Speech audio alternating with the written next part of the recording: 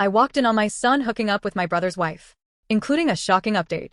I, 44F, walked in on my son, 18M, hooking with my sister-in-law, 34F, brother's wife, in a cabin, and I think they've been doing it for a while. My brother, 37M, moved in with us in February with his wife and 2 children. My husband, 44M, and I have a big house on a farm. My husband is a farmer. With everyone working from home, we thought it would be a good chance to stay together as family and for my nieces to spend time on the farm. I have 3 children, and all of them live with us. The oldest is 18M, and the other 2 are 16F and 13F. On the day my brother arrived, I went to buy groceries with my son, and he went to the pharmacy to get his gym supplements, and I bought the food. I saw condoms in my son's plastic bag when we arrived at the house, 2 packs with 36 condoms each, so 72 in total. I didn't think anything of it, thought he had gotten a girlfriend, and wanted to be safe. Everything was fine, everyone got along. My sister-in-law and son would go on an early run around the farm. Everything seemed normal until last month when they left on their run, but I was up baking and I never saw them make any rounds around the farm, which was weird. I asked about it, and they said they decided to hit the road. I thought nothing of this. My sister-in-law and son seemed to have a very good bond. Yesterday, I was coming from a friend's house early in the morning.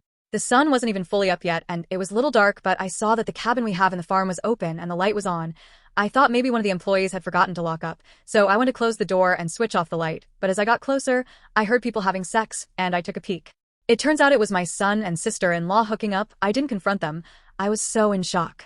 I still haven't told anyone what I saw, and I don't know what to do. Should I confront them? Should I tell my brother? Should I tell my husband? I'm so confused. I've been doing a lot of thinking, and I'm sure they have been having sex for a while. From the condoms, my son was always at the house, never brought a girlfriend. The morning runs around the farm, which is obvious now that they don't really do that, and the close relationship. Update. I first want to thank everyone for all the advice I got from my original post.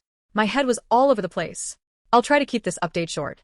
As was suggested by many of the comments, I decided to tell my husband first and proceed from there. My husband lost it. He first thought it was a joke. We talked about the issue, and we decided we should first talk to our son before telling my brother. We confronted our son with what I saw. He already knew what was going on as he saw my Reddit post and put 2 and 2 together. He didn't deny anything, he confessed. He told us him and sister-in-law have been intimate since February last year. He was 17 at the time.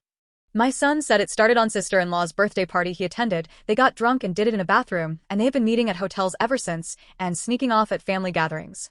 After my son's confession, my husband just lost it and told my son to leave the house and go, and to our condo in town, as he didn't want to see him in front of him at this moment.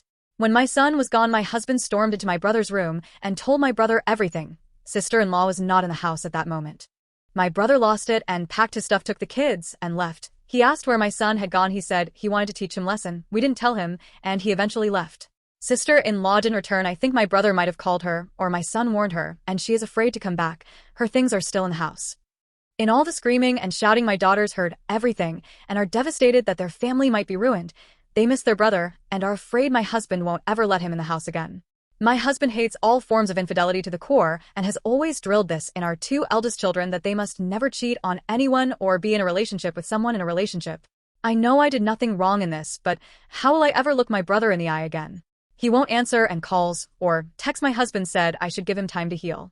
My son has left the condo because he is afraid of what my brother will do to him and is now hiding at a friend's, and he won't tell us which friend. No word on sister-in-law still.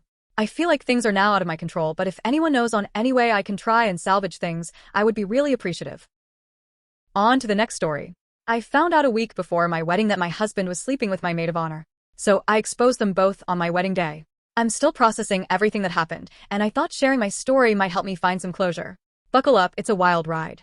So, a little background. I was set to marry Jack, the love of my life, in just 1 week.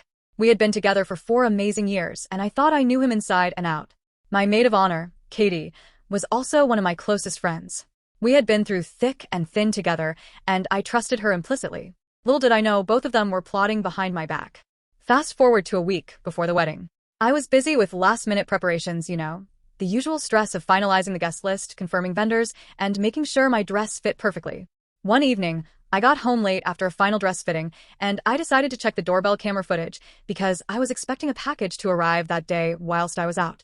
I had installed it just for security, but never thought I'd need it for anything like this. As I scrolled through the footage, I noticed something odd. The timestamp showed that Jack had come over while I was out. Initially, I thought nothing of it. He often stopped by to grab things or check on final details. But then, my heart sank. I saw him walk up to the door, and behind him came Katie. They were laughing, and the way they looked at each other sent chills down my spine. I kept watching, my heart racing, and then it happened. They kissed. I felt like the world was crashing down around me.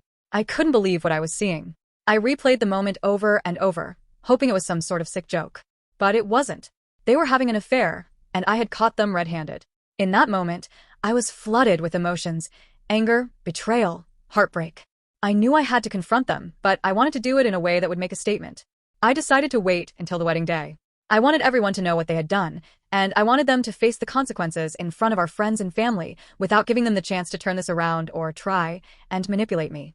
The day of the wedding arrived, and I was a bundle of nerves.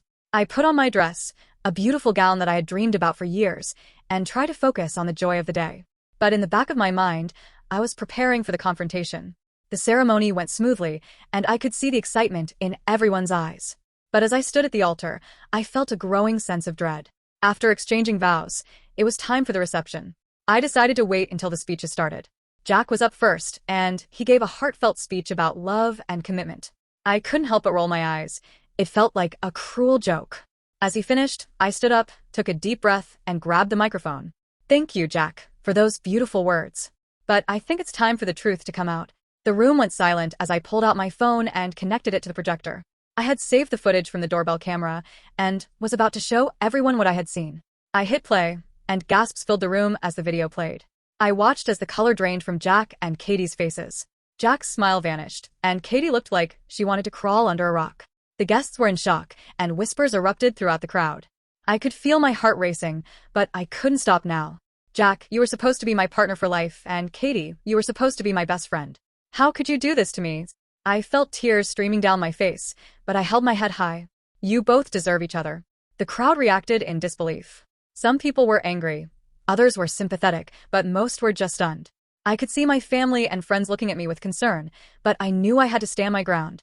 Jack tried to defend himself, stumbling over his words, but I didn't want to hear it. I had lost my trust in him, and I wasn't going to let him manipulate the situation. Katie, on the other hand, tried to apologize, but her words were empty. I had lost all respect for her, and I couldn't even look at her. I turned my back on them both, leaving the reception in a whirlwind of emotions.